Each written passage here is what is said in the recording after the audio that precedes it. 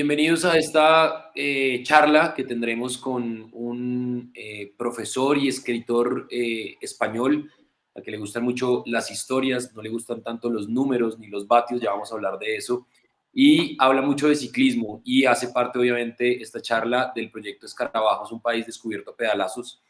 Yo soy Sebastián Heredia, ya nos hemos visto en un par de conferencias más y bueno, hoy es un gusto presentar a Marcos Pereda, que presenta uno de sus libros, o su más reciente libro, que se llama Un escarabajo en bicicleta, que es básicamente un relato, una crónica a lo largo de la historia de Colombia de cómo los grandes protagonistas de nuestro ciclismo han sido protagonistas también de la historia de nuestro país y cómo la historia de nuestro país ha sido protagonista del ciclismo. Así que Marcos, bienvenido a este proyecto Escarabajos, un país descubierto a pedalazos y bueno, bienvenido. Hola, muchas gracias por invitarme.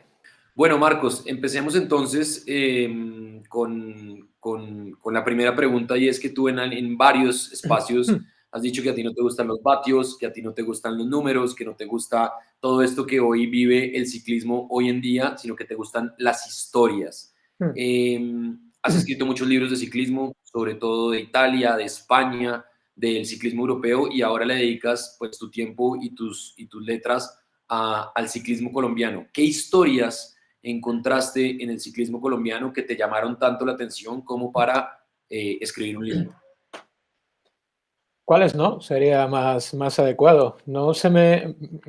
Lo has dicho muy bien, ¿no? Yo siempre digo que no me gustan nada los vatios, ni los segundos, ni los tiempos, porque al final eso son cosas que puedes consultar en cualquier sitio y a mí me gusta la historia, me gusta el trasfondo. Entonces, se me ocurren pocas cosas más alejadas de vatios y de tiempos y de clasificaciones que, por ejemplo, yo qué sé, las 20, 30 primeras ediciones de la Vuelta a Colombia, ¿no? Hay tal aluvión de historia desde las más conocidas, ya casi es un cliché, ¿no? Un lugar común, el por qué los escarabajos son conocidos como escarabajos, ¿no? Ese error que ha pasado a la historia, hasta otras menos conocidas, que a lo mejor no aparecen en tantos artículos. Entonces, yo iba leyendo, iba informándome, ¿no? Porque tengo mucha curiosidad y me gusta siempre leer sobre estos asuntos y acababa estableciendo conexiones, ¿no? Y leías una cosa igual de Forero y leías otra cosa de los escarabajos en los años 80, ¿no? Cuando desembarcaron en Europa, leías cuando ganó Agudelo la primera etapa aquí muy cerquita de donde vivo, la primera etapa que ganaron en la Vuelta. Y eso ibas interconectando y decías, oye, mira, Cochise, que antes era solo un nombre, casi un dato estadístico de estos que a mí no me gustan nada, pues vas viendo que debajo hay un personaje, y un personaje en toda su amplitud, ¿no? Porque Cochise es un enorme personaje, es un inmenso, es de esos que un novelista no escribe para que no le tachen de loco, ¿no? De fantasioso. Y eso, vas cogiendo de aquí, de allá y se van interconectando y dices, hombre, a lo mejor aquí existe una historia mayor que se puede narrar.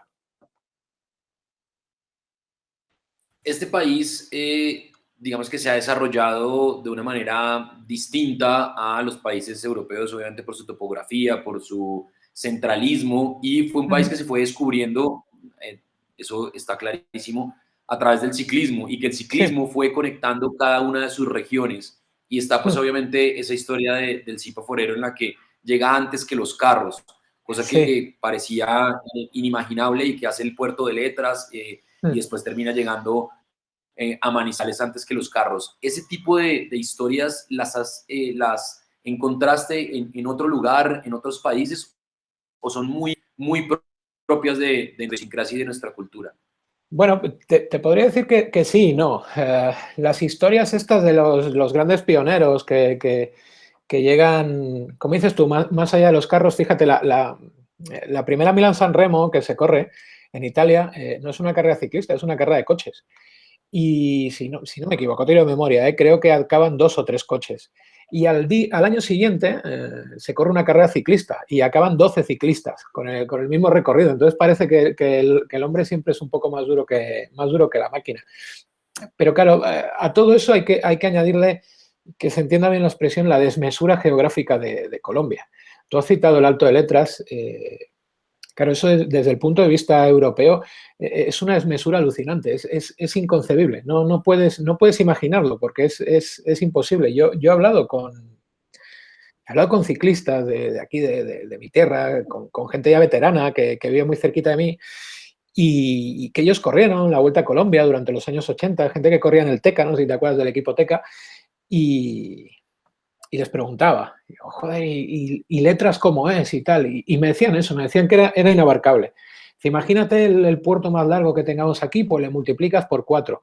Entonces, claro, si ya de por sí todas las historias de comienzos y todas las historias de pioneros tienen ese punto de épica, casi de relato, de no creerse, y le añades sí, lo que hemos dicho, la desmesura de la geografía colombiana, la desmesura también de las vías de comunicación, porque bueno, las clásicas fotografías de Horacio Gil de las primeras vueltas a Colombia lo muestran en ocasiones, pues imágenes sobrecogedoras, ¿no? De ciclistas con la bicicleta al hombro, vadeando ríos y tal. Tú mezclas todo eso, lo agitas y lo que te sale es una historia auténticamente alucinante.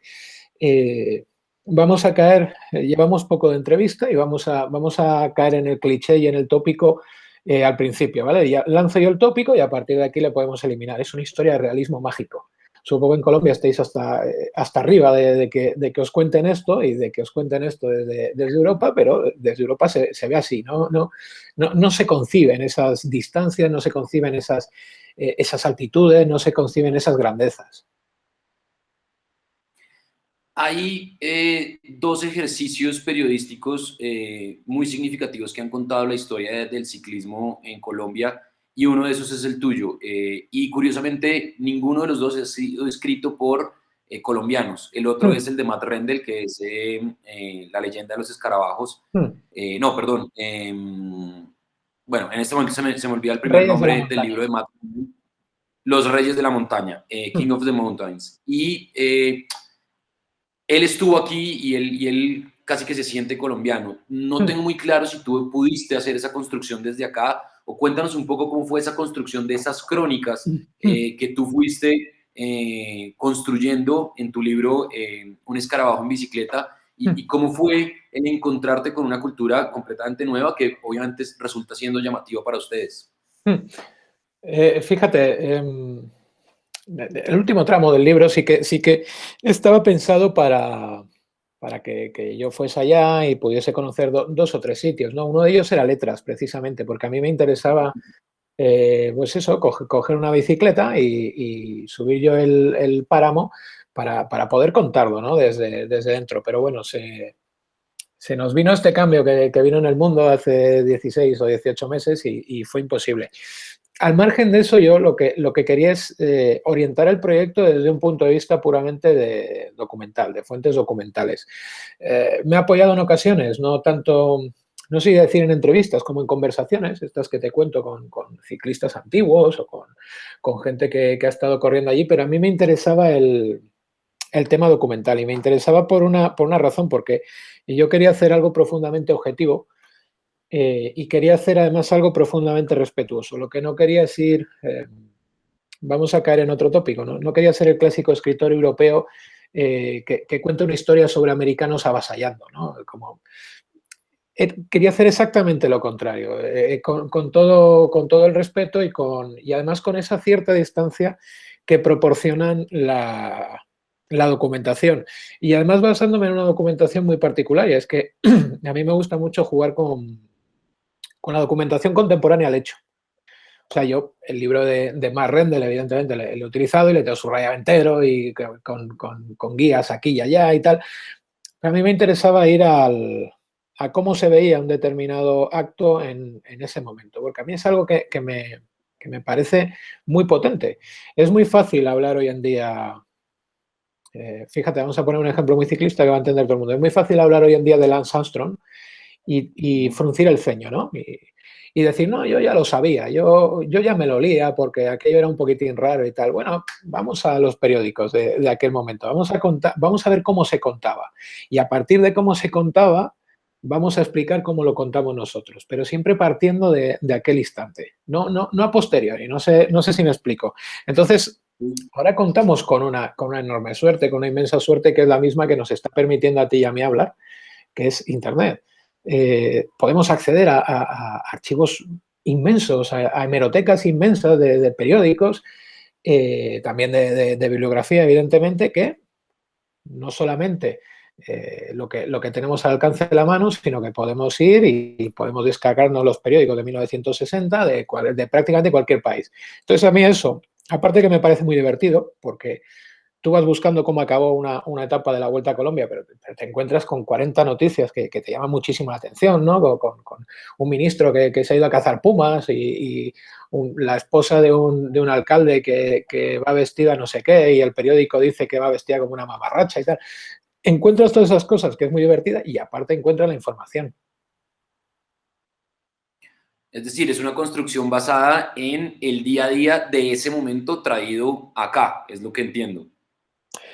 Sí, digamos que es explicar las cosas desde un contexto actual, pero sin olvidar el momento en el cual ocurren.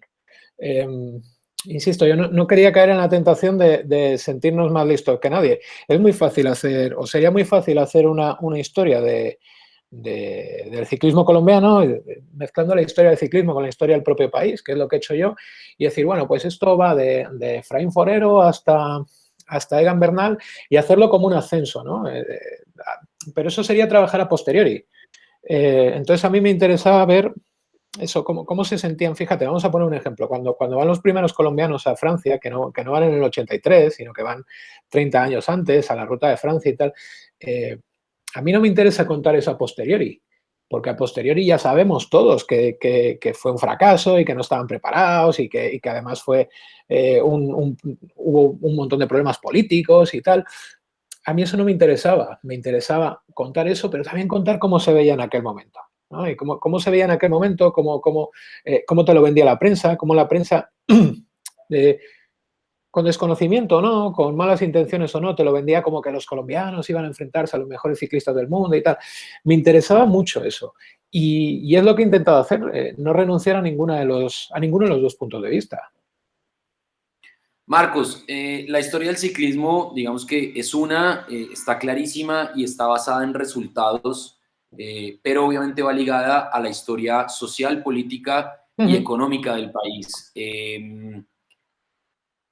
¿Qué país descubriste? ¿Qué Colombia descubriste? Una Colombia obviamente construida desafortunadamente con base a las distintas épocas de la violencia, pero Uh que a -huh. su vez aparecían este tipo de personajes y de protagonistas que nos hacían quizá extrapolar por algún momento lo que sucedía en el día a día de cada una de esas épocas. ¿Qué país encontraste en esa construcción de estas crónicas y de tu libro? Pues mira, de primeras, esto es algo muy particular y es un tópico también, ¿no? Es un problema que tenemos cuando vemos otros países y que es que pensamos que son homogéneos. Yo vivo en España, entonces yo vivo en Cantabria, al norte, ¿no? Vivo justo enfrente del mar y yo sé que yo, por el sitio donde vivo, por clima, por paisaje, incluso por cómo habla la gente, por cómo son sus costumbres, tiene poco que ver, por ejemplo, con Cádiz, ¿no? Que está justo en el extremo sur. Entonces, esto que uno lo sabe de dónde vive, y me imagino que vosotros lo sabéis bien de Colombia, cuando te enfrentas a un país desde fuera, te da la impresión que todos son iguales, ¿no? Que hay una homogeneidad absoluta. Entonces, yo cuando afronto el estudio este de Colombia, que ya te digo que siempre lo hago con todo el respeto, pues me encuentro que hay una enorme variedad, y que hay una enorme variedad no solamente a nivel de paisaje y a nivel de orografía, si quieres, que eso ya lo sabíamos, sino también a nivel de carácter de las personas, ¿no? Y entonces lo que me encuentro es una cosa maravillosa a la hora de ponerme a escribir, y es que me doy cuenta que tengo figuras, tengo personajes que no solamente son unos ciclistas buenísimos y son gente con inmensos triunfos y con historias buenísimas detrás, con historias grandísimas, sino que además son casi tipos. ¿no? Casi personajes arquetípicos. Y entonces te das cuenta que el Cipa Forero es el personaje típico de su zona, ¿no? Y te das cuenta que Ramón Hoyos también es el personaje típico de su zona. Y vas viendo, y además a mí esto me hizo mucha gracia, ¿no? Porque lo podías traspasar a la actualidad. Y dices, oye, fíjate, dos ciclistas de ahora que son además muy contrapuestos, ¿no? Que son Rigoberto Urán y Nairo Quintana. Si es que Total. es exactamente lo mismo que pasaba con 50 años, ¿no? Las declaraciones no son las mismas, la forma de afrontar una entrevista no es la misma, pero es exactamente igual. Entonces yo, claro, ahí encuentras una riqueza un barro con el que ir moldeando historias y con el que jugar que a mí me parece fascinante. Y parece como si se repitieran las historias porque ese paralelo que haces tú de Rigo y Nairo es muy parecido quizá al de Niño y Lucho, que son Exactamente. dos, digamos, insignias. Mm. Niño sobre todo por lo que trajo de allá, por ser, digamos, ese hombre que revolucionó quizá el ciclismo interno y nacional acá con todo lo que aprendió allá sin haber triunfado, y Lucho con lo que hizo allá con todo su talento, ¿no? Mm. Sí, claro, evidentemente. Son como, ya te digo, como arquetipos que se van repitiendo en el tiempo, personajes que van mutando de rostro y van mutando de nombre, pero que se repiten. Fíjate, el Niño, por ejemplo, es un personaje, es un ciclista, eh, es un tipo que es totalmente desconocido de Europa, pero total y absolutamente. Y luego, y es muy llamativo, ¿no? Porque supone esa bisagra, ¿no? Entre a partir de niño, todos los colombianos que triunfan en Colombia también triunfan en Europa, o son conocidos o suenan. En cambio, niño es el último que permanece casi en el anonimato, ¿no? Y eso también es muy interesante, porque en el fondo es como contraponer dos mundos distintos. Es como cuando, fíjate, nos vamos a meter mucho en política. Es como cuando estaban los ciclistas más allá del telón de acero, que allí había Sí. superhombres con palmarés inmensos, Shouko, por ejemplo, y nadie los conocía. Y eran muy misteriosos, ¿no? Y dice, joder, este tío, ¿qué podrá hacer? Pues con niños es exactamente lo mismo. Es un tío con un palmarés brutal y seguramente dentro de 100 años tú y yo tengamos una entrevista y siga siendo el ciclista colombiano con más palmarés dentro de Colombia y seguirá siendo muy desconocido, ¿no? Entonces eso también es un elemento muy atractivo para quien escribe. Al final, de Lucho Herrera han escrito muchos y se ha escrito mucho y además se ha escrito muy bien porque otra cosa que a mí me gustó mucho de acercarme al ciclismo colombiano eh, es que ha habido muy grandes literatos colombianos, muy grandes escritores colombianos que se dedicaban a la literatura propiamente dicha, que no han tenido ningún problema en escribir sobre ciclismo, no han tenido ningún complejo, ¿no? En ocasiones los escritores que hablan con palabras muy largas y que llevan corbata y que siempre quieren, hablan así, con voz muy engolada, se alejan del deporte porque parece que les va a salpicar algo, ¿no? Como decir, no, yo es que es una cosa mucho más culta. En cambio, allá en Colombia, yo creo que se ha entendido sin ningún tipo de complejo y de forma muy avanzada, algo que yo considero que es cierto, y es que el deporte no es solamente deporte. O sea, ver ciclismo no es solamente ver a 200 tíos vestidos de manera ridícula y con unos pantalones que marcan demasiado, porque los pantalones ciclistas marcan demasiado, todo el mundo lo sabe, sino que es un hecho social. Es un hecho social, es decir, y todos los deportes son hechos sociales y el ciclismo más que ninguno, entre otras razones, porque el ciclismo es el único deporte que hace una cosa que no hace ningún otro, que es que comunica dos sitios. Y eso ya de por sí, ahí ya tienes la mitad de la historia escrita. Claro, paréntesis, las primeras crónicas que escribió Gabriel García Márquez eran crónicas deportivas, de hecho. Mm, Y bueno, ya sabemos en lo que terminó Gabriel García Márquez. En sí. esa construcción, y vale la pena tenerlo en cuenta porque además es un proyecto de las bibliotecas públicas que pertenecen al Banco de la República Ujú. de Colombia, ¿cuáles fueron esos documentos de los que más te hiciste valer? Mm, Libros, revistas, recortes, mm, audios. Digamos que nuestra historia del ciclismo se ha contado, por fortuna, para nosotros o para mí, que hago mm. radio a raíz o a través de la radio también, se ha contado muchísimo la historia del ciclismo en Colombia. ¿Cuáles fueron esos documentos de los que más te hiciste valer durante esa construcción de este libro? Fíjate, esto lo va a entender muy bien tú, por ejemplo, que escribes, y lo va a entender muy bien cualquiera que escriba. El andamiaje, la arquitectura, los cimientos, digamos, todo el edificio se hace sobre todo a través de libros, a través de bibliografía. A través de bibliografía que no tiene que ser únicamente de ciclismo, ¿eh? Yo tengo un montón de bibliografías expresamente de historia de Colombia. Incluso tengo un libro que le compré de segunda mano, me costó un montón, que era Historia de todos los municipios de Colombia.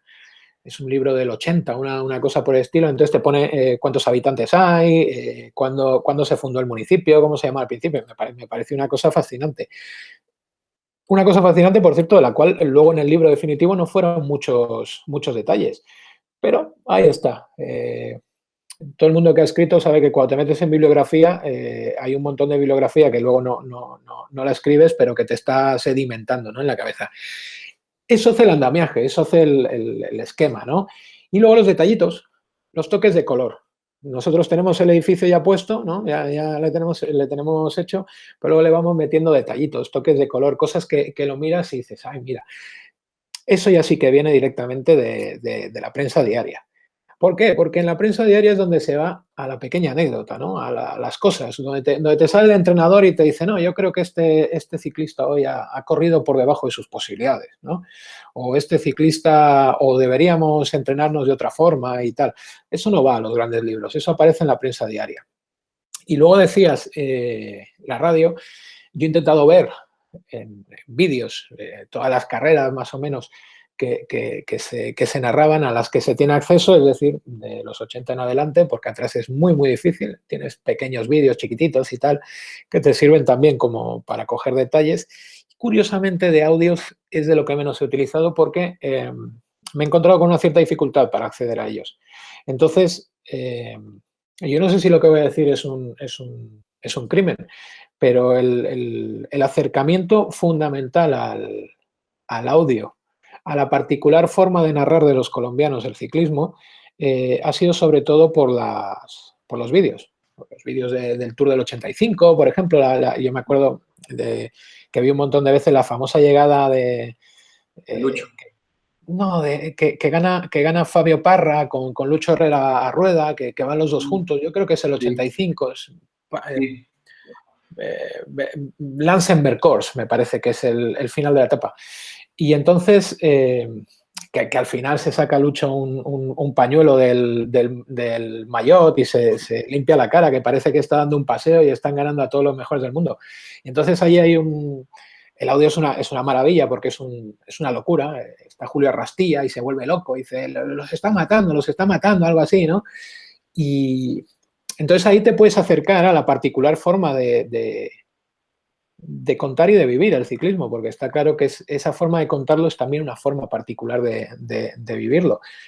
Y también te das cuenta que es algo más, que no... evidentemente que esos dos tíos pequeñitos y muy morenos y que van en bicicleta muy rápido, que ganen a los mejores ciclistas del mundo, en la mejor carrera del mundo, no es solamente ciclismo, significa algo más en ese momento concreto, en ese lugar específico.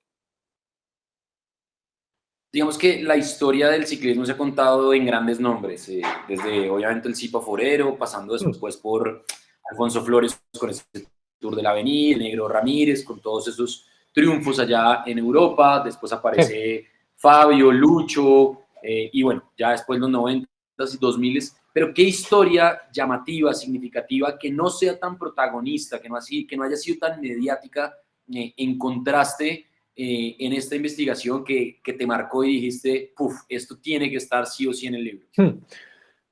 Pues mira, y te diría que dos. Una es casi también un detallito, pero me parecía que tenía tantísimo color desde varios puntos de vista, que es la de la historia de Jesús María Lucumí, que era un ciclista de los años 50, si no me equivoco, al final de los 50, que corrió varias veces la Vuelta a Colombia, que decían que era siempre el último, que era el más lento y tal.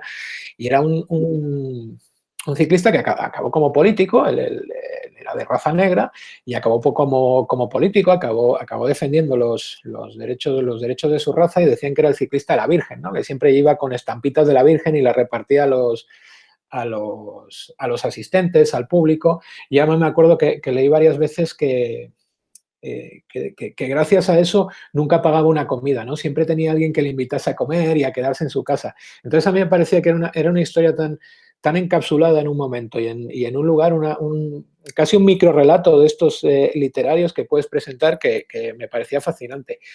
Y luego ya más moderno, relativamente conocida, pero muy desconocida. Por ejemplo, en Europa no le conoce nadie. Yo creo que en Colombia le estáis empezando a reivindicar a Giovanni Jiménez. Es el primer colombiano que corre en Europa. Que los medios de comunicación aquí le ven como si fuera un extraterrestre. Vuelvo a irme a lo de los medios en aquel momento. Claro, tú lees el periódico del primer día que corre Giovanni Jiménez la Vuelta a España, que es el primer colombiano que corre la Vuelta a España, Giovanni Jiménez. Y te hablan de él como si fuera un extraterrestre, no saben, no tienen conciencia de dónde puede venir este hombre ni de su historia. Me acuerdo que le llaman el internacional, ¿no? Porque dicen que es un colombiano que vivió en Hamburgo con un nombre italiano y que corre en un equipo francés. Y le llaman el internacional. Y le convierten casi en una figura durante 4 días, porque Giovanni se retira muy pronto en aquella Vuelta a España. Le convierten casi en una figura por su exotismo, ¿no? Vamos a decirlo también, con un cierto toque de racismo, ¿no? De este pobre hombre, ¿de dónde habrá salido y tal? ¿Por qué no vamos a decirlo si era así? Entonces, claro, la historia de Giovanni Jiménez es alucinante porque es la historia de la gran aventura. Cuando Cochise, un poquito después, salta a Europa, Cochise salta a Europa siendo el mejor ciclista de América, con mucha diferencia, seguramente el mejor que haya habido, y salta a Europa con un cierto nombre. Exactamente, y salta con un cierto nombre, y salta un equipo muy bueno, y salta ya con unos galones. Luego allí se dedica a remolcar a Gimondi, ¿no? Como dice él, pero tiene galones. En cambio, Giovanni Jiménez, ¿no? Giovanni Jiménez es un tío que ha corrido un poquitín ahí por su Medellín y tal. Se va a Hamburgo y él lo que tiene que hacer es trabajar para mantenerse, porque no puede mantenerse del ciclismo. Fíjate, se va a Hamburgo sin saber. Le mandan a Hamburgo y luego llega allí y se da cuenta que allí hace un invierno horrible, que dura 8 meses y que allí no anda en bici nadie, porque no pueden andar y tiene que recorrer media Europa hasta que llega a Flandes y tal. A mí me parece una historia alucinante, la de Giovanni Jiménez, y ya te digo, yo creo que vosotros, porque he visto que se han publicado diferentes cosas últimamente sobre él, la estáis recuperando porque es muy recuperable, pero que en Europa no la conoce absolutamente nadie. De Cochise sí se habla. Claro, esos nombres están. El ciclismo es una definición que tiene Mauricio Silva, que también es escritor y le encanta el ciclismo, que a mí me encanta, y es el deporte del infortunio. Es el deporte que siempre tiene algo para darle a esos ciclistas y a los deportistas, y además es el que entiende el sufrimiento como la única manera para llegar a cumplir los objetivos. Y parece ser que pues va muy ligado a nuestra cultura y a nuestro desarrollo, una sociedad tremendamente sufrida, en la que todo el tiempo está pasando obstáculos, como si fuera casi unos puertos de montaña larguísimos como el que te encanta de Letras. ¿Crees que esa puede ser una de las razones por las cuales el ciclismo sea tan de Colombia, que Colombia entregue tantos ciclistas, que ese valor social, cultural y político se vea representado? ¿O crees que es simplemente un tema topográfico y geográfico de Colombia? Aprovecho, me presto a que me lleven a Letras, cualquiera. Yo me comprometo, me comprometo a subirlo y hacemos una crónica graciosísima seguramente, porque va a ser así. Dice muy bien, ¿no? El ciclismo, que es el deporte de las desgracias y del sufrimiento. Yo ayer me preguntaba otra persona en otro contexto, estaba haciendo una entrevista yo a otra persona, mejor dicho, en otro contexto, y le comentaba, digo, claro, yo porque es una señora de una cierta edad que ha hecho un camino andando de 1.200 kilómetros. Y escribió un libro, y era un libro que, pudiendo ser muy épico, porque fíjate lo que te estoy contando, resulta que estaba plagado de momentos, pues eso, muy, muy bochornosos, muy de sufrimiento, muy ridículos. y yo le decía, digo, yo te entiendo perfectamente porque yo me voy, estoy una semana andando en bici y pues yo ando en bici modestamente, y de las 10 horas que andaba en esa semana, hay 10 minutos que me veo a mí mismo como un dios griego, ¿no? Que te ves y dices, joder, ¿cómo rueda este hombre? ¿Qué tal? O sea, las otras 9 horas y 50 minutos estás sufriendo como un auténtico perro y dices, ojalá no haya nadie mirándome que me conozca, que me haya leído ni nada. Entonces sí puede ser que tenga algo de relación con el propio componente político, ¿no? Político y social de Colombia, ¿no? De ir superando obstáculos. Si te fijas, el ciclismo ha sido siempre un caladero de países, sobre todo, podríamos decir, pobres. Quiero decir, cuando el ciclismo se desarrolla primeramente en España, España es un país eminentemente rural. Mira, más que pobres vamos a poner rural.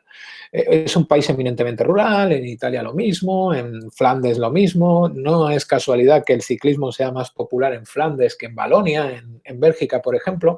Entonces, yo creo que esa cierta ruralidad que tiene Colombia, que tiene urbes muy grandes, pero luego tiene mucho espacio rural, también le ayuda. Y luego yo estoy convencido que optar por un deporte u otro es una elección cultural, es una elección impuesta por la cultura, en el caso de Colombia, escogida en un momento dado y luego se va manteniendo esa tradición, pero es que hay países donde directamente es una imposición cultural. Fíjate, por ejemplo, en Sudáfrica había una división clarísima entre todas las etnias respecto al deporte que ellos practicaban, ¿no? Entonces los negros practicaban fútbol, los holandeses practicaban rugby y los ingleses practicaban cricket. Yo creo que hay una mezcla de todo. Sigo pensando que el ámbito rural es muy importante para estas cosas. Y luego diréis que, por ejemplo, ahí tenéis ciclistas inmensos que han nacido en Medellín y tal. Pero si te fijas, ciclistas grandes que hayan nacido en grandes ciudades no hay muchos. Son todos más o menos se salva Fiñón, que nació en París, son todos de pueblo. Y justamente eso lo hilé directamente porque crees que la historia se repite, es decir, crees que es un tema, yo creo que cuando un hecho deja de tener de repetirse muchas veces, deja de tener todo menos coincidencia. Entonces Ujú. vemos que el Zipaforero es de Zipaquirá y 70 años después, 60 años después, aparece Egan Bernal y es de Zipaquirá. Patrocinio Jiménez es de Ramiriquí y 30 años después, de muy cerca, aparece Nairo Quintana. Ramón Sí. Hoyos es de Marinilla, Álvaro el Cometa Agudelo es de Risaralda, digamos que países entre comillas, y Mm. 4 décadas después aparecen Rigo Urán. De Fusa es Lucho y de Bogotá, si se quiere, muy cerca de Fusa, es Esteban Chávez. Es decir, Mm. ¿es que esa historia termina siendo cíclica, que se repite, o simplemente es una coincidencia de un país tremendamente rico culturalmente Mm. hablando? Bueno, de primeras es una suerte para el ciclista, perdón, para el escritor, porque nos permite hilar historias de una forma muy sencilla, ¿no? Yo no sé cuántos cronistas hablarían del Cipa Forero por primera vez en su vida cuando ganó Egan Bernal el Tour de Francia.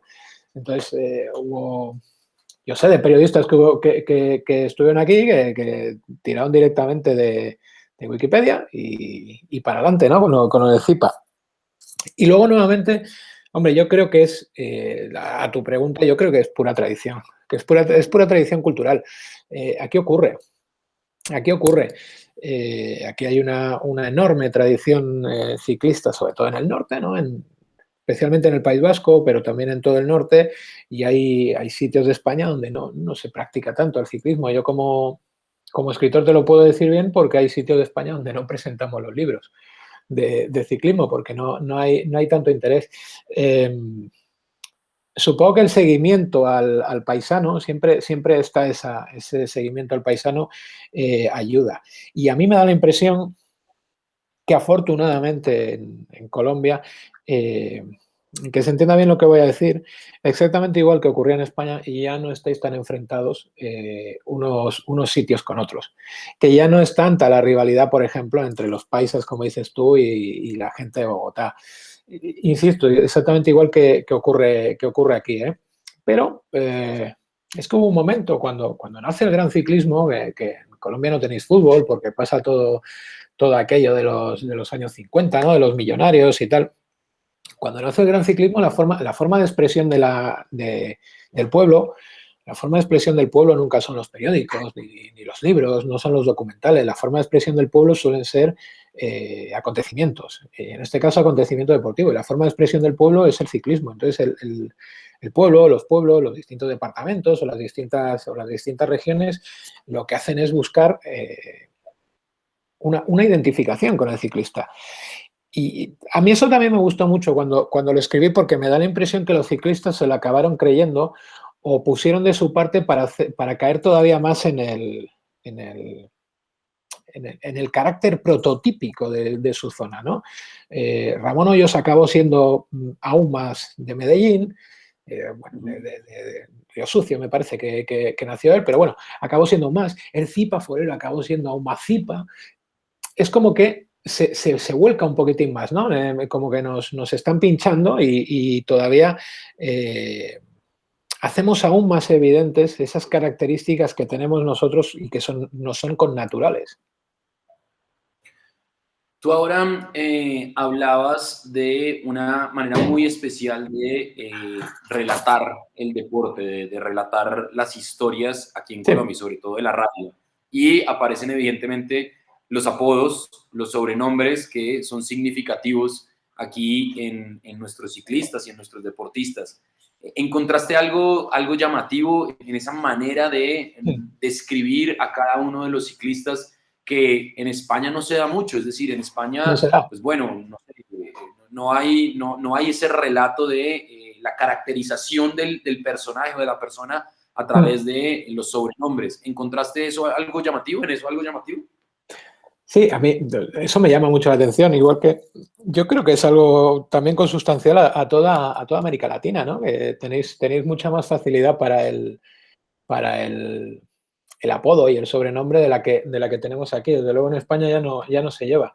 Y en España ya no se lleva por algo que me llamó a mí la atención, y es que en ocasiones no hay ningún problema en ponerle de apodo a un ciclista, en este caso, o a una persona, eh, un defecto físico, ¿no? Que, Resaltar el defecto. claro, que te choca un poquitín, ¿no? El ñato Suárez, el ñato. Entonces, Beso lindo, es beso lindo. Fabio Rodríguez. Fíjate, es horroroso, ¿no? Como si te paras a pensarlo.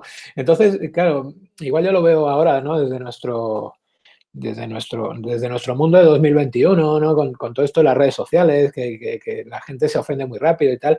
Joder, es que yo me imagino, no sé, ponerle que esté jugando Cristiano Ronaldo y llamarle el feo Ronaldo o Ronaldo el chulito. Y vamos, se te cae el mundo encima, o el príncipe estudiante, claro, se te cae el mundo encima, o gente, o cualquier, no sé, cualquier futbolista que se te ocurra llamarle el feo, como llamaba a esta gente, o el chato, o algo así, y no te entra en la cabeza que pueda ocurrir. Entonces a mí me creaba mucha curiosidad, y además es que, como muchos de ellos no los conocía, a veces te arranca la carcajada, ¿no? Y dices, joder, es que lees el apodo, ¿no? O el sobrenombre, como quieras llamarlo, y dices, a ver cómo va a ser este tío. Y lo pones en internet y te sale una foto y dices, ya lo entiendo, ya empiezo a entenderlo. Entonces te quedas un poquitín así como extrañado.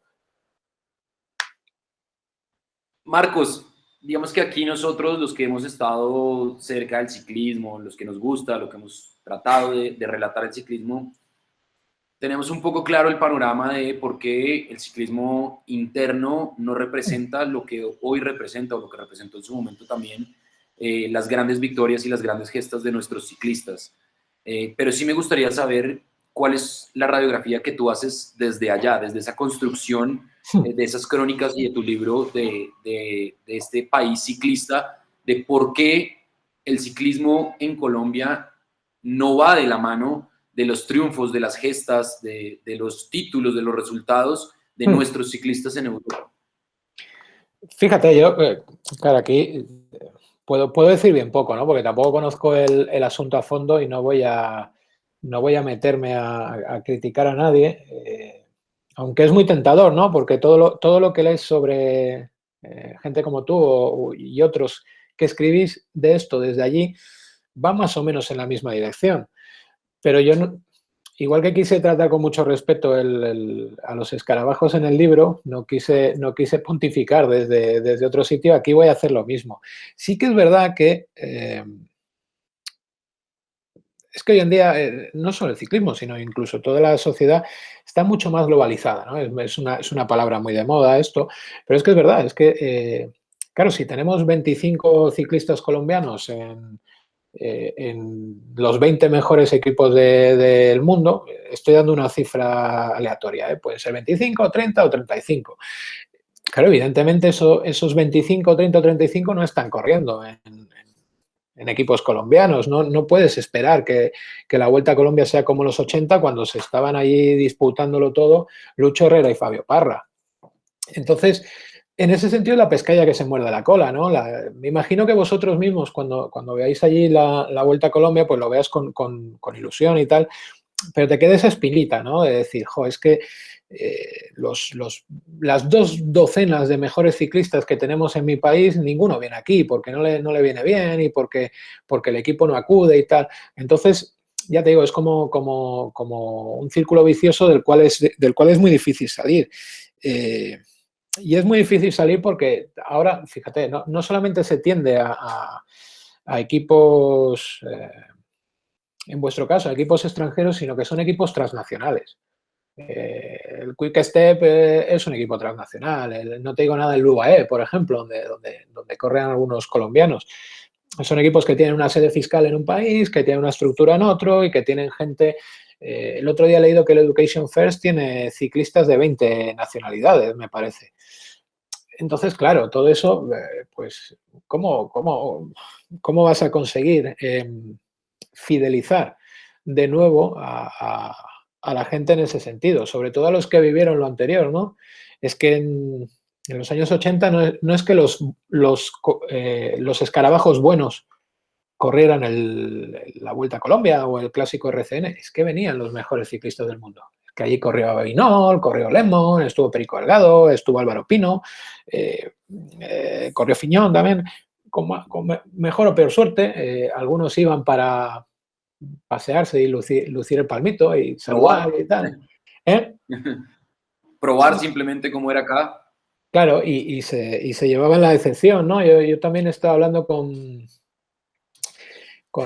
ciclistas que estuvieron en los 70, con ciclistas españoles que estuvieron en los 70 en la Vuelta a Colombia y ellos decían lo mismo, ¿no? Dice, bueno, pues el primer día éramos competitivos, etapas llanas y tal, los 2, 3 primeros días, en cuanto llegaba la primera cuesta, claro, allí llamaban cuesta y era un puerto de 20 y tantos kilómetros y nos íbamos todos para atrás. Entonces, claro, yo entiendo que añorar esos tiempos es muy tentador, pero no sé si el problema interno del ciclismo colombiano se debería enfocar tanto a eso, ¿vale? Y ahora estoy haciendo lo que dije que no iba a hacer, ¿vale? Que es hablar desde fuera. No sé si se debería enfocar tanto a eso, sino ir directamente a la base. Yo estoy viendo también aquí en España que la base del ciclismo se está perdiendo. Estamos perdiendo la base. Cada vez hay menos chavales en las carreras. Yo cuando era un crío iba a ver carreras y veía carreras con 200, 250 chavales y ahora cada vez hay menos. Y a mí me da la impresión por lo que enredo y lees otra vez internet, ¿no? Puedo leer lo que escribas tú o lo que escriba el otro, es muy fácil acceder y a mí me da la impresión que en Colombia estáis teniendo más o menos el mismo problema, que es un problema de base, no tanto de éxitos, porque los éxitos vienen y van. Ahora, bueno, habéis tenido años más altos, otros años más bajos. Bueno, eso es un ciclo, va a venir y va a ir. Y luego tienes, fíjate, Eslovenia. te salen dos super talentos y tienes 5 años en los que los ganas todos. Cuando se retiren estos 2 tíos, a ver cuánto tarda Eslovenia en volver a hacer nada. Entonces, el éxito en el deporte profesional no creo que sea por sí mismo sinónimo de nada. Yo iría más al deporte, no tanto amateur, sino al deporte de base, el ciclismo femenino también, que habéis tenido una reciente polémica, también he estado siguiéndola. Entonces, todo este asunto sí que si me preguntas directamente, yo te diría que es por donde hay que empezar no sé si a reformar, pero sí a repensar. Antes de reformar, repensamos y luego ya una vez que hayamos repensado todos, pero pensando todos por el bien, no cada uno por el bien propio, una vez que hayamos repensado todos, vamos a empezar a reformar. Si bien tu construcción literaria está basada en crónicas e historias y quizá no es cronológica porque van apareciendo una, otra, y se hace igual un recorrido a lo largo de la historia, pues la historia del ciclismo obviamente hay que contarla en décadas. 50 descubrimientos, 60 empieza a aparecer este boom, el 70, pues 70s y 80s, la locura del ciclismo nacional. Pero los 90s y los principios de los 2000s, antes de la aparición de Víctor Hugo y de Santiago Botero, pues hay un bache importante y justo en el 92 termina con la desaparición o cuando termina Pilas Barta, cuando el Recado Postobón deja de existir después de grandes proezas de Oscar de Jota, del mismo Fabio, de Lucho, bueno, de todo esto que pasó en la Vuelta a España. Pero ¿tienes alguna explicación para que la década de los 90 y los principios de los 2000 antes de Nairo y su irrupción en el Tour del Avenir haya sucedido o simplemente es eso que acabas tú de decir, que es el deporte profesional, que es cíclico? Hombre, yo tengo una explicación que la tienes tú también, pero yo la voy a decir porque no me importa decirla así. No la tienes que decir tú. Digamos que los colombianos sufren sobremanera el desembarco de una cosa que tiene 3 letras, que se llama EPO en el mundo del ciclismo, y que básicamente lo que hace es trucar el motor interno del ciclista. Y digo que los colombianos lo sufren además sobremanera porque, que se entienda bien el símil, por su propia geografía ellos venían trucados de serie. Lo que hace la EPO es... ¿Perdón? Sí, que tienes toda la razón. Entonces claro, yo en el libro recojo unas declaraciones, no sé si es de Alberto Camargo, me parece que son, que él en un momento dado está corriendo una carrera en Italia y en una cuesta le están dejando atrás todos los culo gordos, ¿no? Los tíos que tienen culos así enormes y que tienen piernas que son grandes como mi cabeza y tal y cual. Y en un momento dado él cuenta que uno en concreto, Dmitry Konishev, que es un ruso, se está riendo de él. Y le está diciendo, bueno, además Dmitry Konishev era un tío particular, era muy... Se sabe que era bastante racista y tal, y un tío muy desagradable. Y le está diciendo algo así como, mira, negro, otros años nos dejabas todo a nosotros y ahora mira lo que te está pasando. Y Camargo, insisto, creo que es Camargo, no te garantizo al 100% la autoría de la anécdota, le dice algo así como, prefiero quedarme y no acabar en el hospital después.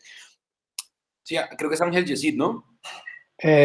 Puede ser también, que se retira pronto, además porque se retira el hombre, o por lo menos se retira del circuito europeo frustrado, porque además es un efecto secundario, es una frustración ya no es solamente que haya gente con el motor trucado, como he dicho antes, y otros no, es que en el momento que ves que por mucho que hagas no vas a llegar, dejas de hacer. Entonces, otra vez, ¿no? Es un círculo vicioso. Los jóvenes ven que no pueden llegar porque hay un cierre, ¿no? Un cierre que no puedes traspasar o que si traspasas tienes que empezar a vivir según reglas que no son las tuyas. Y empezar a vivir según esas reglas siempre es peligroso, ¿no? Porque, fíjate, vamos a meternos en problemas gordísimos. El problema del dopaje es que nunca se acaba. Siempre es un poco más allá, siempre es un poco más allá y siempre es un poco más allá. Y siempre hay una persona que está mucho más chiflada que tú y tiene mucha menos precaución que tú y que va a ir un poco más allá. ¿Vale? Entonces, claro, ya no es y más solamente ambición. traspasar ese muro, es que no sabes si traspasas ese muro y luego te espera otro mayor, y te espera otro mayor, y luego te espera otro mayor. Entonces yo creo que ahí se meten, como te he comentado, en un círculo vicioso en el cual, bueno, pues los colombianos desaparecen, y además es que desaparecen casi por completo. Luego hay elementos secundarios, porque has dicho que desaparecen dos equipos. Evidentemente, la gran crisis del café de final de los 80, principios de los 90, pues afecta mucho por pura, por pura edad. Los grandes de los 80 se van retirando, se retira Parra, se retira Lucho. Claro, ¿cómo sustituyes a estos dos? Entonces podemos ver un montón de factores adicionales, pero yo creo que el elemento dopaje es fundamental. Y de hecho no creo que sea casual, y aquí no me quiero ganar al público colombiano para que me compren un montón de libros, pero no creo que sea casual que cuando se ha implantado todo esto del pasaporte biológico y tal, los colombianos hayan vuelto a destacar. Eh, Teniendo siempre en cuenta que yo en la vida en general y en el ciclismo en particular, yo no pongo la mano en el fuego por nadie. No la pongo en el fuego Total. ni por mí. Entonces, pero ya te digo, si tú lo ves desapasionadamente, ves un momento clave donde, o mejor dicho, ves un momento donde desaparecen, ves otras cosas que están ocurriendo dices, a lo mejor estos tres factores que parecen independientes no lo son, y no forman parte de una misma historia. Y en el instante, prácticamente 20 años después, en que vuelven los colombianos con fuerza, más allá de destellos esporádicos, pues lo mismo, ¿no? Dices, mira, pues tengo aquí un retazo, tengo aquí otro retazo, tengo aquí otro retazo, a lo mejor nuevamente me cuentan una historia conjunta. Vamos cerrando, pero no me puedo ir sin, o no podemos cerrar sin preguntarte qué piensas de la actualidad de los ciclistas. ¿Crees que hace parte de la espontaneidad del talento colombiano o de un proceso de formación que se hizo para que confabularan, pues casi que encadenados en su orden Nairo, Chávez, Rigo, Henao, Egan, Higuita, Gaviria, Molano, todos los que estamos viendo hoy, porque es que es uno tras otro y bueno, ojalá no termine, pero ¿crees que es una espontaneidad del talento de una generación o realmente un proceso de formación que se ha hecho y de captación también, obviamente, porque el mundo del ciclismo mira a Colombia para traer nuevos Claro. talentos? Yo creo que es un poco mezcla las dos cosas. Desde luego, hay un fruto de azar indudable, ¿no? Tú puedes hacer las cosas muy bien, pero siempre hay un punto de azar, ¿no? Porque fíjate, ni siquiera es que salgan chavales que sean mejores o peores que los de antes. Es que esos chavales tengan suerte. Es que el ciclismo es algo tan falible y tan fútil que no puedes tener a alguien con 18 años que es buenísimo y tiene un problema en la rodilla y no vuelve a andar nunca más. Entonces, hay un elemento de azar. Y luego hay un segundo elemento que tú lo has citado muy bien justo al final de la intervención, que es cuando dices que el mundo del ciclismo mira a Colombia. Es que todos estos han llegado a tanto, entre otras razones, porque desde muy jóvenes se han estado batiendo el cobre con lo mejor del mundo. Con los mejores del mundo. Han sido captados por algunos de los equipos más potentes del mundo, han accedido a una preparación de lo más avanzada en todos los sentidos, y sabemos perfectamente cómo se lleva hoy en día a cabo la preparación de un ciclista, ¿no? Es un proceso más científico que intuitivo. En los años 80 todo esto era muy intuitivo, ¿no? Yo en el libro cuento con cierta gracia cómo los periodistas galos, franceses, en 1983, preguntan a los colombianos que qué es eso de la panela que llevan, que se piensan que es doping y tal. Claro, eso hoy en día no lo vamos a poder ver, porque son cosas casi ancladas en la tradición. Hoy en día está todo medido hasta el milímetro. Tú también hablas con muchos ciclistas, yo conozco algunos ciclistas profesionales de la actualidad.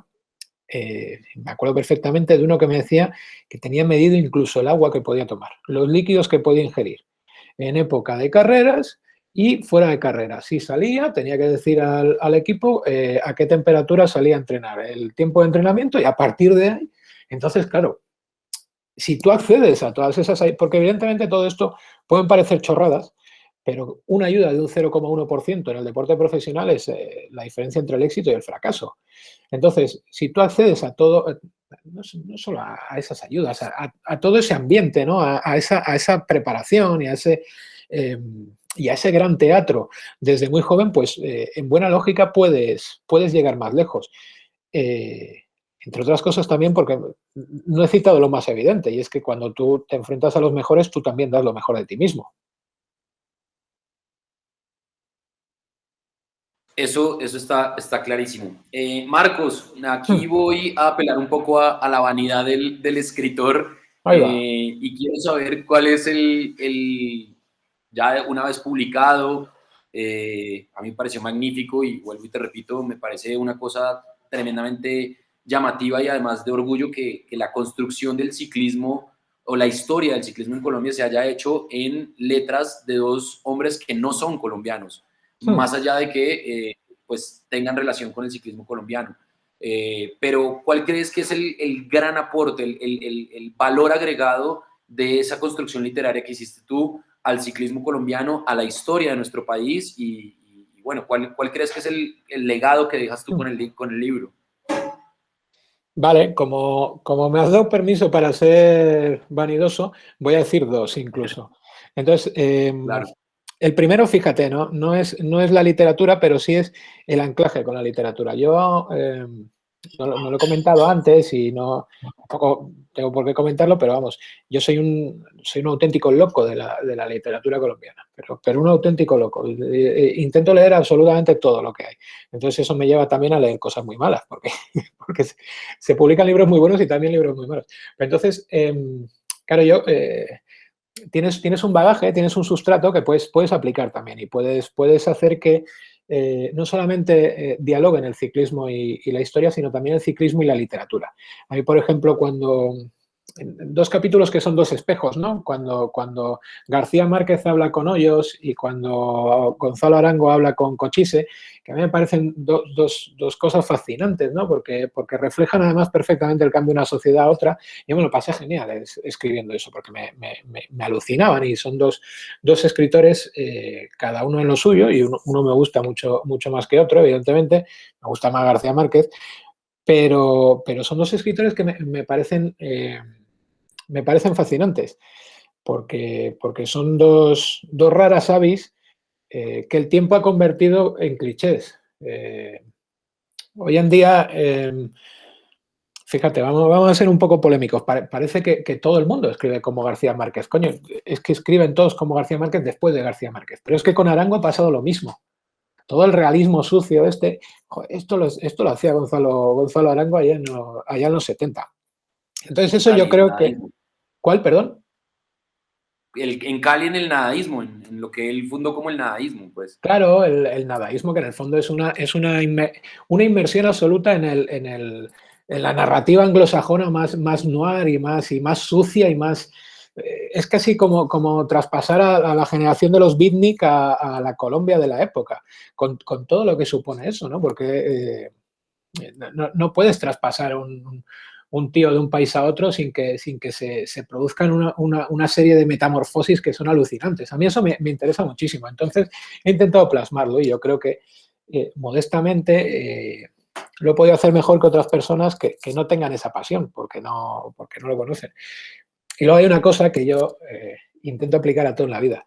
Y también en este libro, y en ocasiones no he podido meter tanto porque la historia a ratos es muy trágica y a ratos es muy dura, pero yo intento aplicar sentido del humor. Eh, Muchas veces cuando hablamos de ciclismo somos muy serios. Yo me mato con eso, porque creo que nos sobra épica a los que escribimos de ciclismo. No puede ser que todas las etapas sean alucinantes y que en todas las etapas citemos la Odisea, la Ilíada, el Cantar del Mío Cid. Nos sobra épica en ocasiones. Vamos a bajar un poquitín al suelo, ¿no? Y vamos a intentar también arrancar carcajadas, que es una de las cosas que a mí me gusta más hacer con el lector, ¿no? Hay escritores que disfruta mucho haciendo al lector sufrir y desvelándole por las noches para que él piense y dé vueltas. Oye, a mí eso me parece muy interesante, pero a mí me mola mucho, me gusta muchísimo cuando el lector se ríe.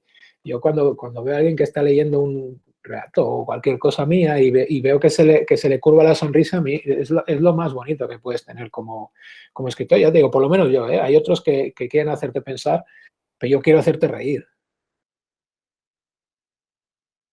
Pues muy bien, para cerrar, estaba oyendo, preparando esta charla y me encontré un podcast en el que te entrevistaron, en el que también participas Sí. sobre ciclismo y hablabas que curiosamente no va a ser tan fácil encontrarlo en España el libro. No. Hay alguna explicación para eso? Bueno, a ver, no va a ser tan fácil. Hoy en día con esa empresa cuyo fundador va al espacio y que no vamos a hacer publicidad, es bastante...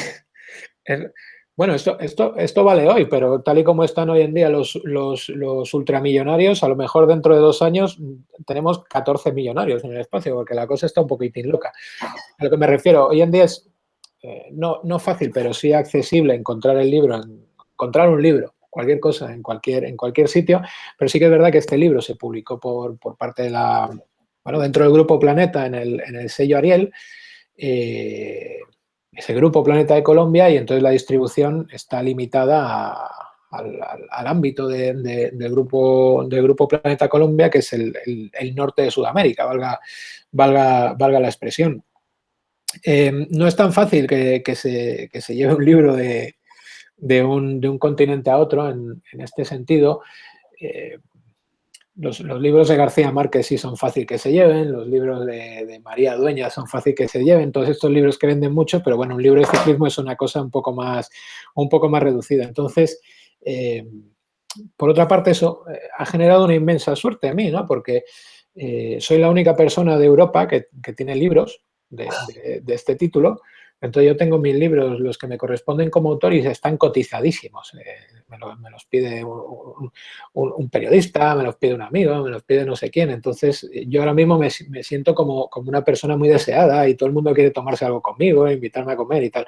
Pero al margen de eso, sí que es sí que es una pena, porque yo creo fíjate, el público español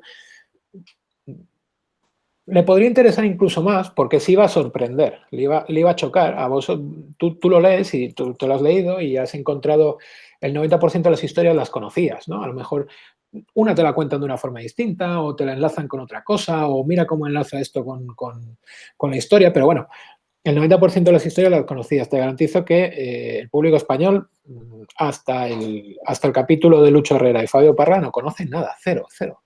Cero absoluto. Entonces sí que podría tener interés, pero bueno, eso son decisiones editoriales y yo no me quejo de las... Soy un buen asalariado de las editoriales, entonces no me quejo de ellas porque además son gente encantadora. Pues Marcos, un gusto la verdad. Esta charla la verdad que ha sido tremenda, hablar, ir adentro de lo que piensa la persona que escribió ese libro. A todos recomendarles el libro, seguramente estará en la red de bibliotecas. Se llama Un escarabajo en bicicleta, escrito por Marcos Pereda.